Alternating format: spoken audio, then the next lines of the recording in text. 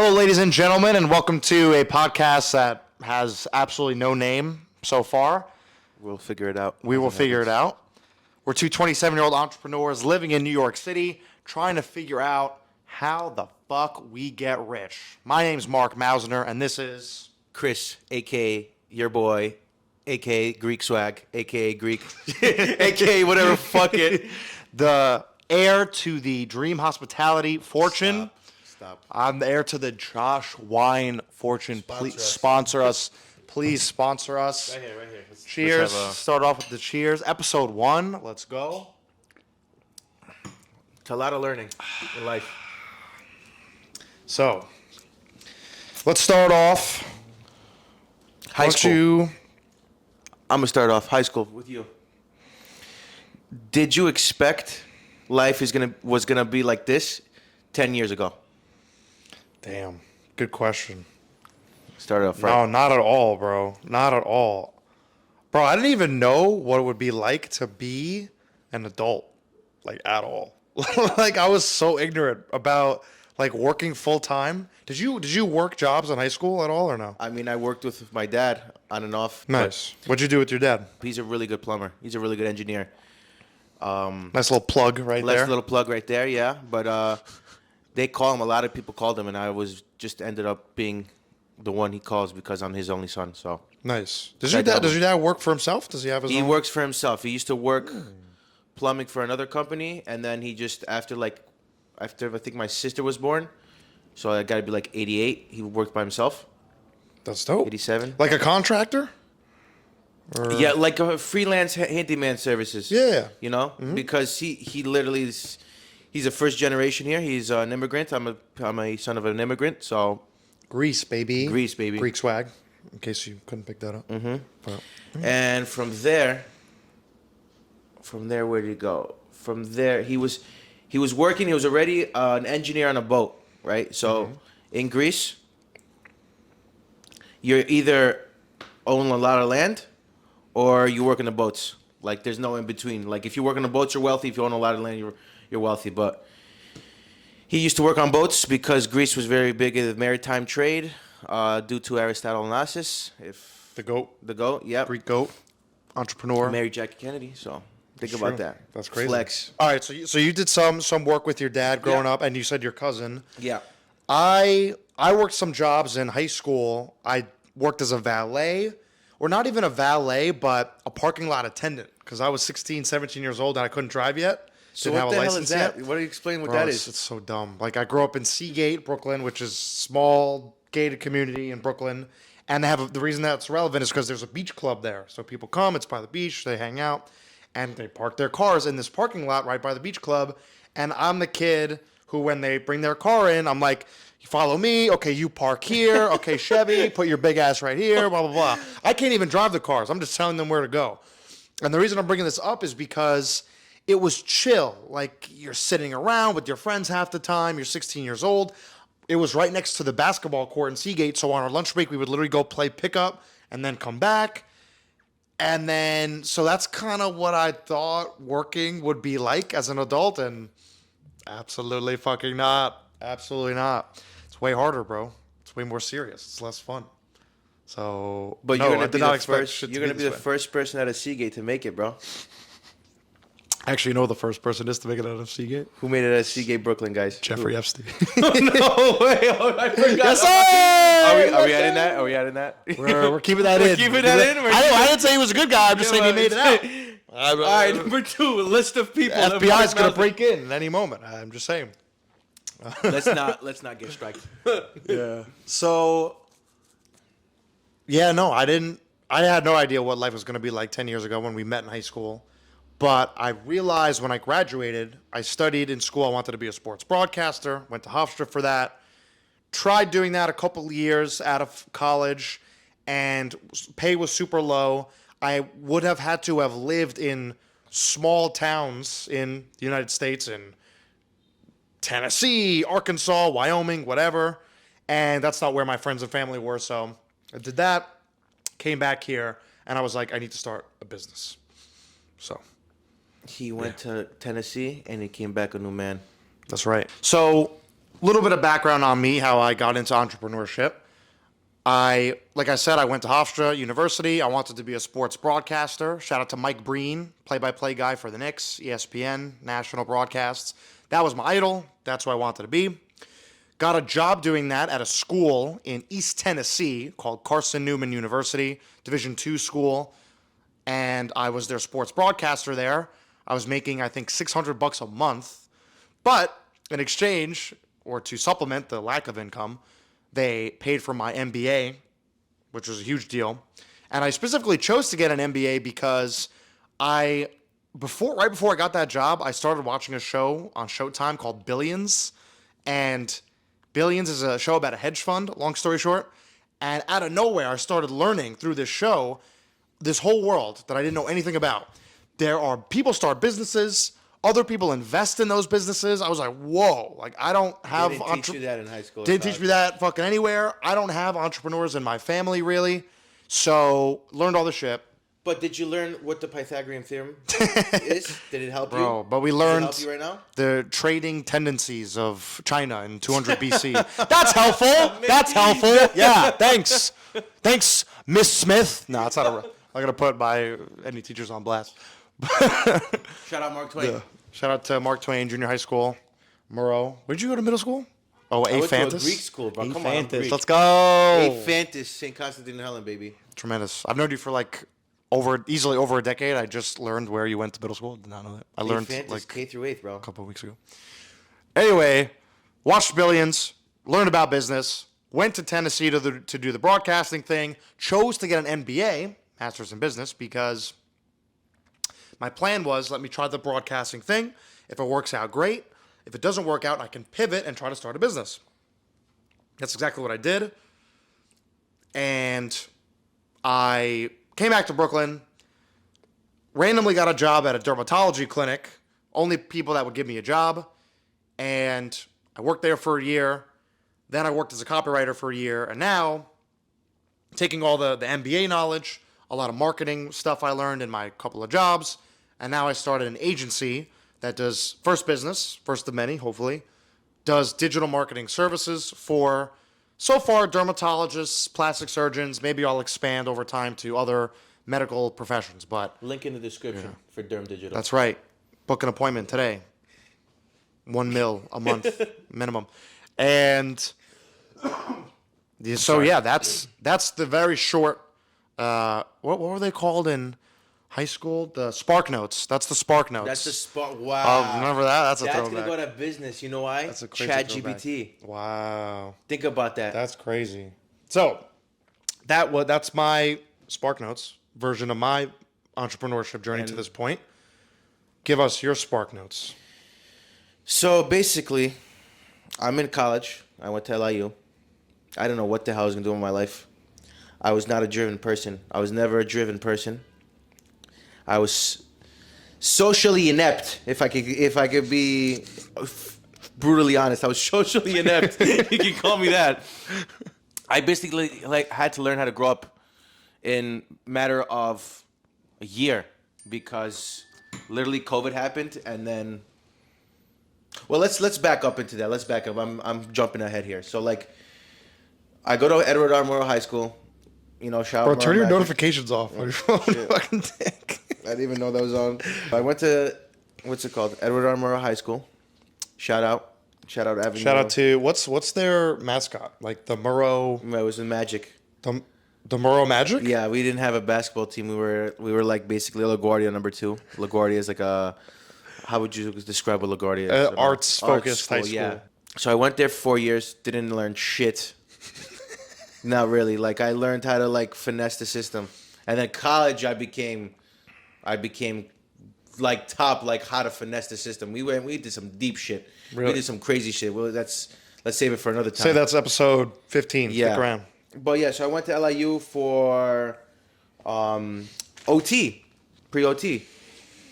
And then I never bothered to apply to the OT program because how it's set up is if you go to LIU, you do 2 years and then you have to apply for the rest of for 3 more years for the program. And they give you an MS, a master's and a bachelor's in science in OT. and I basically never like went and did volunteer work.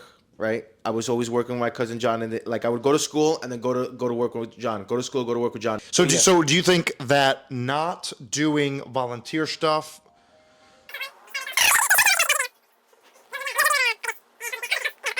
The fuck were we talking about? Why am I so popular? Getting all these FaceTime calls. Anyways, that was your sponsor, Josh. And that was helping out your other entrepreneurial friends. Sponsored by Josh. Open mouth, insert foot. The smooth taste, the smooth vicissitudes of Sauvignon Blanc. From the the fucking Modelo theme song. The autism comes down, bro. That's good. That's it. All right. All right, go back. What were we talking So you said that in the summers you were working with John, who's your cousin, and when you were in college. Yes. And you were simultaneously studying to be an OT. Would it have been different, or would it have helped you if you had done some OT stuff, internships, volunteer? Was that what you were supposed to be doing, or? That's what you're supposed to be doing, yeah. Basically, like how it works is like you have to do some credits, like extracurricular activities, like internship at stuff, and there was an OT sensory gym 5 blocks away from my house. Never emailed, never walked in there. The thing with me is like how can you ask? But you know what's crazy? How can you ask somebody who's 18, hey, what do you want to be doing when you're in 40 years? How am I supposed to know? I really don't know. I don't have like, I'm not mature yet. I was not mature for going into college. I was like, holy shit. Because high school, honestly, like I sat in and played video games, played basketball, never did anything else. There was no drive to think, oh, I want to do this, I want to do that. I was very sheltered. I have anxiety. So like going out of my comfort zone is a big no-no for me, which I'm working on, but that's what happens when you grow up. Getting better at it. Getting better You at know? it. And so yeah, I was basically going through college how I was going through high school. But like it was like, okay, now I have to actually do something because my parents are paying for this, you know? I at least have a fall upon, you know? So I settled for 2 more years to finish a bachelor's in science in health studies, which is okay, you know, that's a fall upon. I could have went to the Department of Health or anything, or I could have, there's so much I could do with that degree. Literally, I graduate college and I was like, you know what? I don't know what I want to do in my life. I went to Greece for like 3 months, and I came back. I was like, I'm gonna have a gap year. I just want to work and then figure out what do I want to do. That gap year became 2. That 2 became 3, and then like the second year was COVID. Like the third year was COVID. So 2020, you go into 2020, COVID, and that's where life changed. That's where I had to grow up big time because like they started Privileged Painting, which I was not really working at it because I was still like working with my other cousin, and then he's like, yo, at some point I need help, guys. I need help. So I went full time with that, and I was like, you know what? My cousin, successful entrepreneur. We'll talk about that later. And he propelled me, he pushed me, and thank God for that because I don't know what I would be doing without them. So yeah, that's how we got to that Privileged Painting, and then fast forward, ups and downs. So describe Privileged Painting. What is that business? So during COVID, the whole world closed, and then my cousin's like, "Yo, I never sat still. I don't know what the fuck to do." So he's like, you know what? I'm gonna open a painting business. How hard could it be? I remember to this day in the basement when he told me, he's like, "Yo, we're opening in his basement in his house. I'm opening a painting business." Did he give reasoning as to why he opened up a painting business? Did he know someone else who had run one? No, he knows how me and John, his brother, and his dad, and my dad, we're all in like you could say the construction business because they know my dad knows about his dad knows about how to fix houses and stuff like that. We're not developers, but like they're plumbers. John's a plumber, but like we're like painting. How hard could it be? Well, if you fuck up, you're like you repaint the wall again. You know what I'm saying? You paint the wall a different color, they're not gonna sue you. You drop a pipe on somebody's head, you know that's. Yeah. So he just out of the blue was like, I'm opening this. He had money saved over. And then he's like, oh, I'm gonna do this. And then he's like, all right, I want you to come with me. I want you to like learn this stuff because there is a future in this. You just got to run it right. And then I worked with him. I was just a driver and just bringing supplies. And I became like a manager with the guys. And now, like at one point, he goes to me like, all right, this is all you know. Like I'll help you when you need help, but like figure it out. And he left me to do, we had a contract, 80 apartments. He left me basically like beginning, like halfway through that. He's like, all right, you got this. And I'm trying to figure out how to like manage guys to paint, to find efficient ways to do stuff, to save money. Like it's a whole different way of thinking. I just became very like, very work hungry, work savvy. How can you, what's the thing? At some point I started dreaming and I was at work in my dreams and I'm like, okay, now I know, like, Wow. you know what I'm saying? When you're dreaming and you're like, you have Miguel, hey, wait, what's going on here? Miguel's one of my guys. It's When you start dreaming about work, that's how you know it's in. It was, sorry, another tangent. It was one day where I was like, we had to finish something. It was like 2 years ago. We had to finish like an apartment. And I was like, yo, George, I got a fever right now. I was like, yo, I gotta stay. I was like, he goes to me, pop 2 Advil, go to work. Let's go. Pop 2 Advil, go to work. I pop 2 Advil. My ears are burning. You can my nose is burning. Like I'm like sweating, and I'm sitting here in a catastrophe. That's how I knew. I was like, yo, I'm dedicated to this. Like whatever happens, happens. That's a little story. So, were you able to finish the 80 apartments? I was able to finish the 80 apartments. It was a learning curve. If I could go back, I would do so many things different, but there's nothing really you can do to somebody who never worked in that position, and you just throw them in there, and it's just like baptism by fire. Whatever happens, happens. Mm-hmm. He goes, figure it out. That's it. And so now, Privilege Painting, pretty self-explanatory, painting company in New York City, and you guys do private and, what am I saying? Residential and commercial. Mm-hmm. Residential, commercial. We're getting into the renovation game. I did a couple. You did, in terms of commercial, you did, what's that club on, like, what is that, 2nd Avenue and East 13th? So it was called the Ugly Duckling. There it is, yeah. And then it changed. Now it's called the Memory Motel. So if you guys been to Memory Motel, it looks like a dive bar, but like you're welcome. You fucking drunk fucks vomiting on the wall with your cheap vodka. That's me coming to clean it up. This great man's work. So Graffiti, show some respect. Me. They used to have when it was called the Ugly Duckling. They used to have a tub in the middle of the floor. That's cool. Filled with like ducks because it's. Yo, every other day I would get a call. Yo, graffiti again. I was like, bro, what's going on here? Who are you like? What's graffiti? Going on? Like some people take like the markers and make tags on the tub. And so they were paying you every time that you redid the tub. Ended up being a good thing. I think that's the cool thing about business as opposed to working for someone else. Is although there are some jobs that are different every day, but business is different every day, and every client's different. It is, bro. It is. And you run into stuff like you're in business a year, forget about 5 years, 10 years. You have all these little funny stories. Like they kept doing the graffiti on the tub, so I had to redo it a million times. This, that, the third. Everything it's a learning curve. You learn something new every single day. Some crazy shit happens at job every single day. A lot of like dealing with bullshit, just making phone calls, dealing with bullshit, and learning how like. The biggest thing is figuring out how much a person or your worker can do for you. Like how much of like can he paint this in a day? If you get one of those things, then you can like you're good. You're like you have stepping stones. So figuring out sort of the optimal or the most work that maybe like an employee can do without sort of burning out or being efficient about it. Because you got to learn. It's okay. This guy's really good at this, but this guy's really good at this. This guy will take longer to paint some walls, but he's more cleaner than the other person. You know, it's stuff like that. And I really moved my mic out of my mouth for that, but I hope you got that on the camera. No, it'll be fine. Interesting, bro. So, all right. So I think we got a lot of great stuff so far for the episode. Let's wrap up with. So right now it's April, first week of April, 2024. Crazy. It's already been 3 full months, 2024. What does a successful 2024 look like for Privilege Painting? When you reach January 1st, 2025, what would you ideally like to have accomplished? And it could be truly anything.